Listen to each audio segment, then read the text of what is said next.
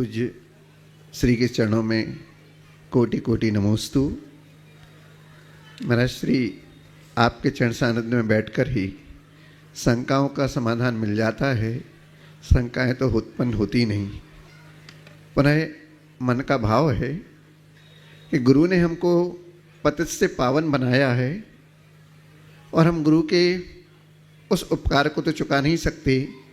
उनकी आज्ञा, उनके उपदेश को मानकर अपने कर्तव्य का पालन करते हुए कार्य करते हैं, तो कैसे हम गुरु के हृदय में स्थान पाएं? ऐसा हम कौन सा कार्य करें जिससे हम गुरु के हृदय में समा जाएं? गुरु के हृदय में हम स्थान पाएं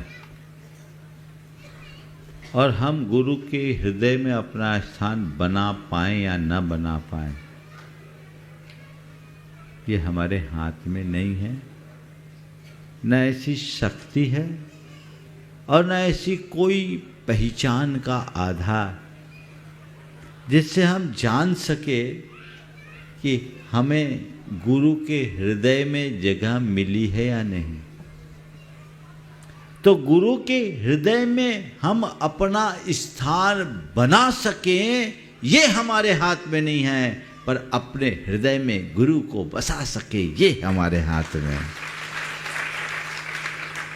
और यदि हमने अपने हृदय में गुरु को बसा लिया तो गुरु खुद भीतर से राह दिखाएंगे और हमारे जीवन को आदर्श बनाएंगे। मैंने अपने जीवन में केवल यही किया है कि हमने गुरु को अपने हृदय में बसाया है और ये मैं मानता हूँ कि शब्द मेरे मुख से भले निकलते हों, प्रेरणा उन्हीं की होती है और वही सारा रास्ता प्रशस्त करते हैं। और ये अनुभव की बात है, ये भाव हृदय में आ जाने के बाद कर्तृत्व का भाव खत्म हो जाता है, आकुलताएं नष्ट हो जाती है और जीवन की मर्यादाएं अपने आप सुरक्षित हो जाती है।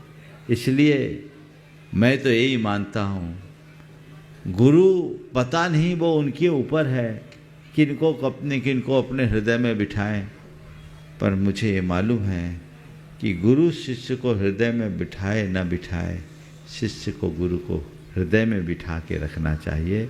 और मुझे ऐसा लगता है कि गुरु ने किसी को बिठाया भी नहीं होगा, क्योंकि उनने अपने गुरु को बिठा रखा है और हृदय ऐसा है जिसमें केवल एक ही बैठ सकता है, दूसरा नहीं।